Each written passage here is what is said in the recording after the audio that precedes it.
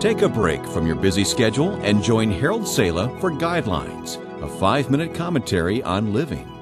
1,000 men proposed to her. She had offers from millionaires, farmers, businessmen, fishermen, and vagrants. Even after her 70th birthday, proposals came in such quantities that her secretary didn't even bother to show her the letters. She was not an actress or a movie star, but she had a tremendous following of 38,000 men and women who became ambassadors of goodwill in 86 countries. Her name was Evangeline Booth, and she headed the Salvation Army.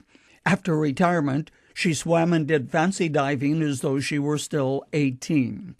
She was a tremendous woman, administrator, musician, and friend to thousands. When she was interviewed by a reporter, she said that her secret was this: "I live for others. My deepest desire is to make every person I meet a little better because I have passed this way." Another woman who was a contemporary of Evangeline Booth was Hetty Green, once the richest woman in America. She left an estate of $75 million at her death, yet she was one of the most penny-thrifty women that ever lived.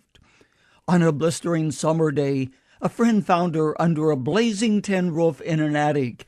The sun made the temperature almost unbearable. And what was she doing? She was sorting colored rags from the white ones, because the junk man paid a penny more a pound for sorted rags. She died and left a large fortune, but no friends. What distinguished Evangeline Booth from Hetty Green, and for that matter, thousands of others considered important? First, her generosity. She gave of herself. Her secret, so she told people, was to touch the lives of others so they were a little better because she had crossed their path. She gave of herself without reservation, without thought of what she got in return. The second quality which distinguished her was her genuineness. She was authentic and unpretentious. Her clothes or her looks were never what people remembered. She was remembered as a person who radiated warmth and care. The third quality which motivated her was the fact she had convictions and refused to take the path of least resistance. For a lad or lassie to join the Salvation Army in Evangeline Booth's day meant they were willing to commit to a life of simplicity and pledge to engage the enemy in spiritual warfare. The term army reflected the lifestyle of those who signed on. And without convictions, strong ones, no person could boldly lead others. The fourth quality which distinguished this woman was her desire to please God rather than herself. She often quoted the words of Paul from the King James text, which read, "Am I now trying to win the approval of men or of God? Or am I trying to please men? If I were still trying to please men, I would not be a servant of Christ."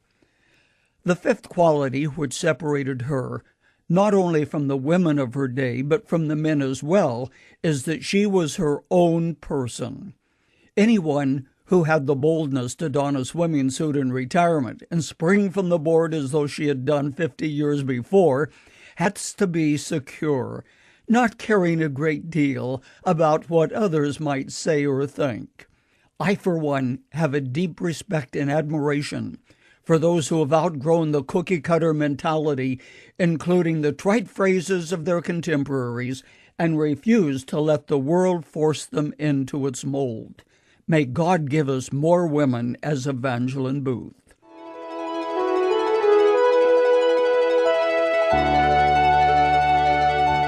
You've just heard Dr. Harold Sala with Guidelines, a 5-minute commentary on living.